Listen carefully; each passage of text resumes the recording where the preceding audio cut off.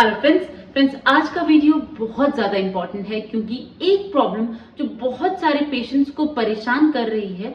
बहुत सारे मेरे पास ऐसे पेशेंट आए हैं जिन्होंने इस प्रॉब्लम की वजह से बहुत सारा पैसा और टाइम खराब कर दिया है, बट उनको इसका कोई सही रिजल्ट नहीं मिल रहा, कोई सोल्यूशन नहीं मिल रहा।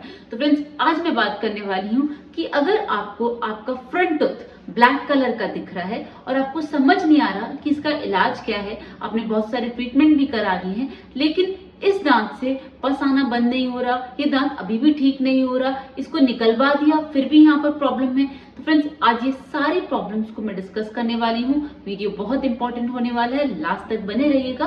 चैनल को सब्सक्राइब नहीं किया है तो प्लीज कर लीजिएगा।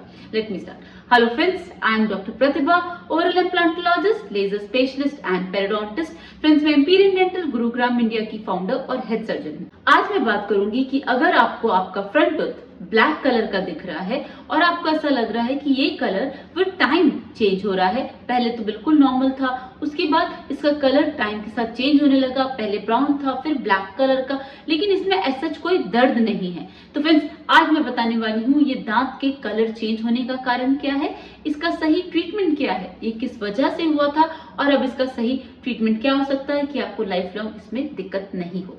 तो फ्रेंड्स सबसे पहले जानिए कि दांत का कलर कब चेंज होता है, जब उस पे ट्रॉमा लगता है।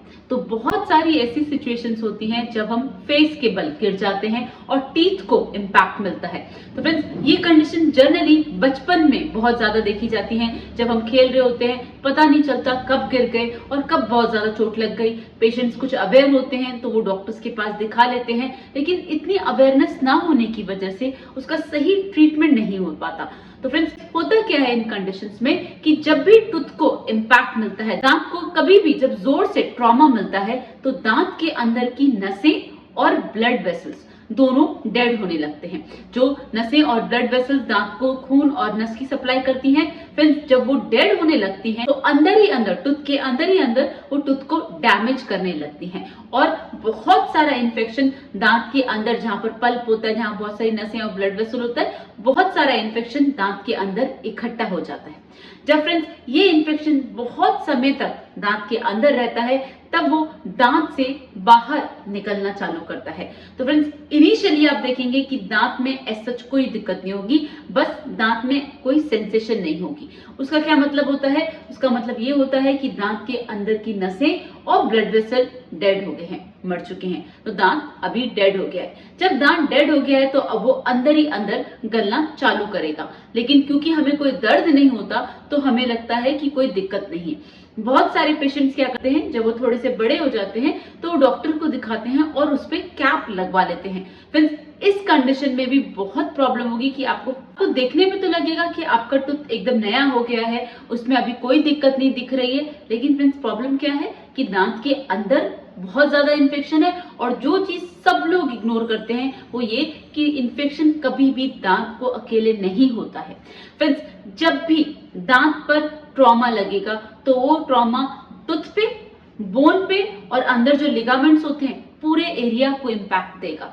तो उससे क्या होगा कि इन्फेक्शन फ्रेंड्स गम्स में, बोन में और टूथ में तीनों में फैलेगा। पेशेंट्स ये कहते हैं कि मैम हमने इस पे कैप लगवा लिया लेकिन फिर भी अंदर अंदर इन्फेक्शन हो रहा है। तो फ्रेंड्स दांत में तो अभी इन्फेक्शन है, तो जो इतनी अच्छी कैप लगवाई है वो विद इन एन ईयर, एक साल के अंदर ही वो डैमेज होना चालू हो जाती है। क्योंकि दांत में आपको बाहर से कोई दिक्कत नहीं होगी, लेकिन दांत के ऊपर आपको दिखेगा कि पस आना चालू हो गया है। क्यों आना चालू हो गया है, जैसे कि अभी मैंने बताया था कि दांत के अंदर इन्फेक्शन है और जब वो इन्फेक्शन बहुत ज्यादा बढ़ जाता है तो दांत के बाहर जाने लगता है। तो एक और कैटेगरी के पेशेंट्स हैं जो ये कहेंगे कि मैम हमने तो रूट कैनाल ट्रीटमेंट भी कराया लेकिन फिर भी इन्फेक्शन नहीं खत्म हुआ। तो फ्रेंड्स सिर्फ और सिर्फ रूट कैनाल ट्रीटमेंट से इसका सोल्यूशन नहीं होता है, हमें देखना होता है कि बोन में तो इन्फेक्शन नहीं है। तो फ्रेंड्स जब भी बचपन में ट्रॉमा लगा है और हम उसे बड़े होने के बाद ट्रीटमेंट करवाते हैं तो फ्रेंड्स उन कंडीशंस में क्या होता है कि तब तक अंदर ही अंदर बहुत सारा इन्फेक्शन कलेक्ट हो जाता है। वो इन्फेक्शन सिर्फ रूट कैनाल से नहीं निकलता, उसके लिए आपको टूथ में से, दांत में से पूरी तरीके से इन्फेक्शन रिमूव करना होगा। उसके बाद देखना होगा कहीं बोन में तो इन्फेक्शन नहीं है और फिर प्रॉपर बोन से भी इन्फेक्शन निकालना होगा। फिर गम्स में चेक करना होगा कि गम्स में तो इन्फेक्शन नहीं है। फ्रेंड्स ये एक कॉमन चीज होती है कि हम सिर्फ एक पार्ट को फोकस करते हैं कि टूथ को ही, हमें तीनों पार्ट को फोकस करना है, गम्स, बोन और टूथ। ये तीनों मिलके एक सिंगल यूनिट बनाते हैं, एक दांत को पूरा करते हैं। इस प्रॉब्लम को समझने के लिए अभी मैं आपको एक केस प्रेजेंट कर रही हूँ, जिसे देखने के बाद आपको समझ में आएगा कि अगर बचपन में चाइल्डहुड ट्रॉमा लगा है तो उसका कॉन्सिक्वेंसेस क्या क्या है, उस कॉन्सिक्वेंसेस को प्रिवेंट करने के तरीके क्या क्या है, और क्या हम ऐसा कर सकते हैं कि लाइफ लॉन्ग वो टूथ, उसके सराउंडिंग एरिया हमें हैम्पर ना करे, हमें परेशान ना करे।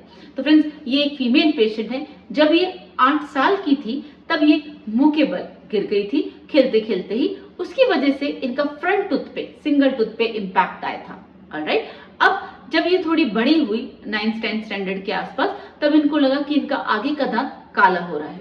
राइट, तब उन्होंने रूट कैनाल ट्रीटमेंट उसका करवाया। रूट कैनाल ट्रीटमेंट करवाने के बाद देखा कि वो दांत हिल रहा है और ऊपर से पस आ रहा है।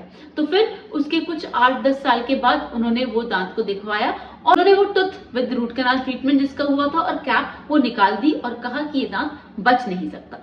उसके बाद उन्होंने किसी और जगह से वहां पर इम्प्लांट प्लेस करवाया और वो इम्प्लांट भी थोड़े टाइम के बाद फेल हो गया। तो फ्रेंड्स, क्यों फेल हो गया? क्योंकि वहां पर इन्फेक्शन था और बोन में से पस भी निकल रहा था। उसके बाद उन्होंने मुझे दिखाया। तो फ्रेंड्स, जब इस केस को स्टडी किया तो देखा कि बोन में अभी भी इन्फेक्शन है और साथ वाले दांत में जो एडजेसेंट टूथ है उसमें भी प्रॉब्लम है, वो टूथ भी ब्लैक हो रहा है, बोन रिजॉर्व हो रही है, बोन गल रही है क्योंकि अभी बोन में बहुत इन्फेक्शन है, गम्स में इन्फेक्शन है और इन्फेक्शन अभी नीचे की तरफ और ज्यादा फैल रहा है। ऑलराइट फ्रेंड्स, तो अब देखते हैं कि इस केस का ट्रीटमेंट क्या होगा। फ्रेंड्स, इस केस का ट्रीटमेंट होगा, सबसे पहले आप गम्स में से, बोन में से, टूथ में से प्रॉपर इन्फेक्शन को रिमूव कर दीजिए। इन्फेक्शन रिमूव करने के बाद हम वहां पर बोन की रीजनरेशन करेंगे। फ्रेंड्स, बोन की रीजनरेशन मतलब जितना भी हमारा बोन लॉस हुआ है हम उसको बोन ग्राफ्टिंग के थ्रू रीजनरेट करेंगे। ऑलराइट, जब हम बोन को रीजनरेट करेंगे फ्रेंड्स, उसी के साथ देखेंगे कि कहीं सॉफ्ट टिश्यू लॉस तो नहीं है, तो हम सॉफ्ट टिश्यूज को भी रीजनरेट करेंगे और एडजेसेंट टूथ को भी प्रॉपर इन्फेक्शन रिमूव करेंगे और जितना अनहेल्दी बोन है, जितना भी इन्फेक्शन है वहां पर भी रिमूव करेंगे और hard and soft tissue regeneration करने के बाद फ्रेंड्स पेशेंट को फॉर 15-20 डेज हीलिंग के लिए छोड़ देंगे। ऑलराइट फ्रेंड्स, जब हमें दिखेगा कि गम्स का बायोटाइप इंप्रूव हो रहा है, गम्स इंप्रूव हो रहे हैं, जो पस ड्रेनेज था अब वो बंद हो गया है, अब वहां पर हेल्दी टिश्यूज ग्रो कर रहे हैं, जो हमारे गम्स है उसकी कलर देख के वहां से जो पहले एब्सेस ड्रेनेज हो रहा था अब वो रुक गया, तो उसको देखने से ही पता चलता है कि गम्स की कंडीशन क्या है और बोन अंदर रीजनरेट हो रही है कि नहीं। ऑलराइट फ्रेंड्स, उसके बाद हम 15 डेज और वेट करते हैं कि इन्फेक्शन दोबारा तो रिकर नहीं हो रहा, कोई और प्रॉब्लम तो नहीं है। जब हमको 1 मंथ के बाद दिखता है कि अब यहाँ पर कोई भी दिक्कत नहीं है, गम्स, बोन और टूथ तीनों बिल्कुल हेल्दी हैं फ्रेंड्स, तब हम डिजाइन करते हैं स्माइल।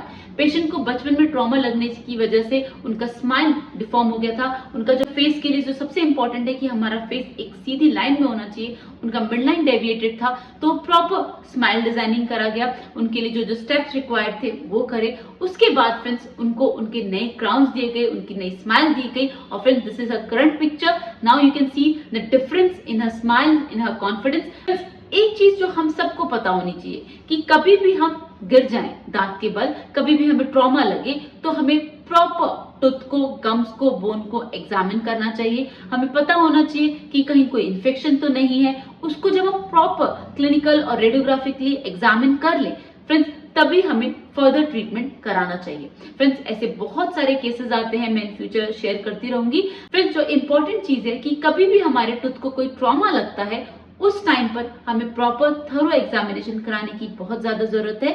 उससे रिलेटेड अगर आपको कोई और इन्फॉर्मेशन चाहिए हो तो आप मुझसे पूछ सकते हैं। चैनल को सब्सक्राइब नहीं किया तो प्लीज कर लीजिएगा। See you in the next video. Thank you. Don't forget to flaunt your beautiful smile and that makes you so beautiful.